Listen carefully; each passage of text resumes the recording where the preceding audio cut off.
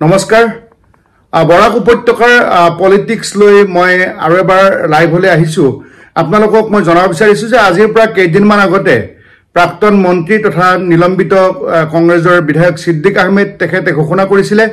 যে আগন্তুক 2026 চনত তেখেতে অসম গণ পৰিষদ দলৰ পৰা দক্ষিণ কৰিমগঞ্জ সমষ্টিত নিৰ্বাচন খেলিব এটা আমাৰ তেখেতলৈ এটা পোনপটীয়া প্ৰশ্ন আছে যে আপুনি চাৰিবাৰৰ বিধায়ক আপোনাৰ গা এতিয়া ভাল নহয় আপুনি এটা জটিল ৰোগৰ হৈতে যুঁজ দি আছে আৰু আপুনি দীৰ্ঘদিন ধৰি আপুনি সেই জটিল ৰোগত আপুনি আক্ৰান্ত হৈ আছে আপুনি চিকিৎসা চলাই আছে চেন্নাইত গৰি শাৰীৰিকভাৱে আপুনি অসুস্থ কিন্তু তাৰ পিছত আপুনি কৈছে যে আপুনি 26 নিৰ্বাচন খেলিব ঠিক আছে আপোনাক আমি শুভেচ্ছা জনালো কিন্তু সিদ্দিক আহমেদ ডাঙৰীয়া আপুনি কৈছে যে অসম গণ পৰিষদ দলৰ পৰা আপুনি নিৰ্বাচন খেলিব অসম গণ পৰিষদ দলত আপুনি এতিয়া নাই আপুনি আছে কংগ্ৰেছৰ নিলম্বিত হিচাপে মানে আপুনি কোনো দলতে নাই গৰে কোনো দলতে নথকাৰ পিছত আপুনি কেনেকৈ ক'ব পাৰে যে 2026 চনৰ বিধানসভা নিৰ্বাচনত আপুনি অসম গণ পৰিষদ দলৰ টিকট পাব অসম গণ পৰিষদ দলৰ টিকট স্বয়ং প্ৰাক্তন মুখ্যমন্ত্ৰী প্ৰফুল্ল কুমাৰ মহন্তই আনিব নোৱাৰিলে বৃন্দাবন গোস্বামীয়ে টিকট নাপালে আপোনাৰ উৎপল দত্ত প্ৰাক্তন মন্ত্ৰী 5 বাৰৰ এমএলএ আছিল তেওঁ টিকট নাপালে জ্যেষ্ঠ নেতা প্ৰবীণ ডেকাই টিকট নাপালে যতীন মালিয়ে টিকট নাপালে অসম গণ পৰিষদ সত্যব্ৰত কলিতাই টিকট নাপালে নৰেন সোণোৱালে গতিকে তেনেকুৱা হোৱাৰ পিছত এবাৰ জয়নাথ শৰ্মাৰ টিকট পোৱা নাছিলে শিপাজাৰ সমষ্টিত গতিকে আঞ্চলিক দলটোত আপুনি যোগদান কৰাই নাই আপুনি কেনেকৈ ক'ব পাৰে যে মই অসম গণ পৰিষদ দলৰ পৰা 26ত দক্ষিণ কৰিমগঞ্জৰ পৰা নিৰ্বাচন খেলিম এইটোলৈ এটা বিৰূপ প্ৰতিক্ৰিয়া সৃষ্টি হৈছে বৰাক উপত্যকাৰ বিশেষকৈ দক্ষিণ কৰিমগঞ্জ সমষ্টিত আৰু ব্ৰহ্মপুত্ৰ উপত্যকাত বিশেষকৈ দিছপুৰত আৰু এইলৈ যিটো অসম গণ পৰিষদ দলৰ সভাপতি আৰু কাৰ্যকৰী সভাপতি সাংবাদিকে প্ৰশ্ন কৰিছিল তেতিয়া অতুল বৰাৰ কেশৱ মহন্তই কৈছে যে আমাৰ দলৰ সৈতে সিদ্দিক আহমেদৰ কোনো ধৰণৰ যোগাযোগ হোৱা নাই গতিকে এতিয়াও যোগদান অনিশ্চয়তাত আছে আৰু এটা কথা সকলোৰে মনত আছে যে সিদ্দিক আহমেদে তেওঁ যেহেতু অসম গণ পৰিষদ দলৰ হৈ নিৰ্বাচনী খেলাৰ কথা নিজাববীয়া কৈছে এইটো দলৰ কোনো ঘোষণা নহয় এয়া সিদ্দিক আহমেদে নিজাববীয়াকৈ কৰা ঘোষণাহে কিন্তু এইখিনি এটা লক্ষণীয় বিষয় যে যিটো দলত সিদ্দিক আহমেদে যোগদান কৰিম বুলি কৈছে সেই দলটো বিজেপিৰ সৈতে মিত্ৰতাত আছে কিন্তু সৌসিদিনালৈকে আমি দেখিছো যে এইগৰাকী প্ৰাক্তন মন্ত্ৰী বৰাক উপত্যকাৰ 4 বাৰৰ বিধায়ক সিদ্দিক আহমেদ ডাঙৰীয়াই তেখেতে কিন্তু বিজেপিক দলক যথেষ্ট সমালোচনা কৰি আহিছে বিজেপি দলে যেহেতু সংখ্যালঘু বিশেষকৈ ইছলাম ধৰ্মাৱলম্বী লোকৰ ওপৰত বিশেষ ধৰণে আতিশয্য চলাইছিলে কেতিয়াবা যদি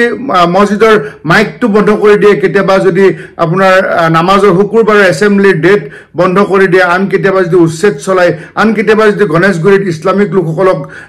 চাফা কৰি দিম বুলি কয় এনেধৰণৰ মন্তব্যৰ কাৰণে এই সিদ্দিক আহমেদ ডাঙৰীয়া বিজেপিলৈ নাযাওঁ তেওঁ বিজেপিক সমালোচনা কৰিছিলে কিন্তু আপুনি বিজেপিলৈ নাযায় কিন্তু বিজেপি দলৰ লগত থকা বিজেপিৰ লগত মিত্ৰতাত থকা 16ৰ পৰা 26লৈকে এতিয়া 10টা বছৰ অসম গণ পৰিষদ দলৰ সৈতে আপুনি কেনেধৰণে যোগদান কৰিব আৰু বিজেপিক গালি পাৰা মানেতো আজিৰ দিনত এজিপিক গালি পাৰে গতিকে আপোনাৰ সেলফ কন্ট্ৰাডিকশন আছে এইখিনিতে আপুনি ভাল ধৰণে আমাক বুজাই দিব লাগিব আৰু এটা কথা আমি দেখিছো যে এটা সময়ত বিজেপিৰ পৰা শিৱৰাজ গুণে আপোনাৰ দক্ষিণ কৰিমগঞ্জ সমষ্টিত ইলেকশ্যন খেলিছিলে অভিজিৎ ৰায় এতিয়াও ইলেকশ্যনত তেখেতে টিকটৰ দাবীদাৰ মিত্ৰজোঁটৰ ফালৰ পৰা বিজেপি অগপৰ মিত্ৰজোঁটৰ ফালৰ পৰা ইকবাল হুছেইন তেওঁ বিভিন্ন ধৰণৰ সভা সমিতি কৰি আছে দক্ষিণ কৰিমগঞ্জত আৰু ইকবাল হুছেইনে আপোনাৰ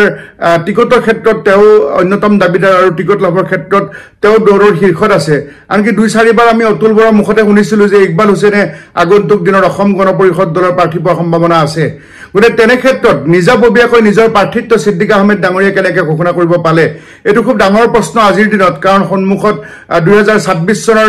বিধানসভা নিৰ্বাচন আছে গতিকে এই নিৰ্বাচনক লৈ বিভিন্ন ঠাইত আজি বিশেষকৈ বৰাক উপত্যকাৰ দক্ষিণ কৰিমগঞ্জ সমষ্টিৰ এছাম লোকে কৈছে যে সিদ্দিক আহমেদে নিজৰ নাম নিজে অসম গণ পৰিষদ দলত যোগদান নকৰোঁতেই ঘোষণা কৰাৰ আগতে বৃহৎ ৰাজনৈতিক চক্ৰান্ত লুকাই আছে কিন্তু আমি তেনেকুৱা নাভাবোঁ আমাৰ সিদ্দিক আহমেদ ডাঙৰীয়াৰ সৈতে আমাৰ ভাল সেয়ে মই সিদ্দিক আহমেদ ডাঙৰীয়াক দুবাৰকৈ ফোন কৰিছোঁ মই তেখেতক পোৱা নাই আৰু তেখেতলৈ আমাৰ প্ৰশ্ন এইটোৱে থাকিল যে দুটা প্ৰশ্ন থাকিল যে আপুনি আপোনাক অসম গণ পৰিষদ দলে যোগদান কৰিব দিবনে কাৰণ আপুনি তেওঁলোকৰ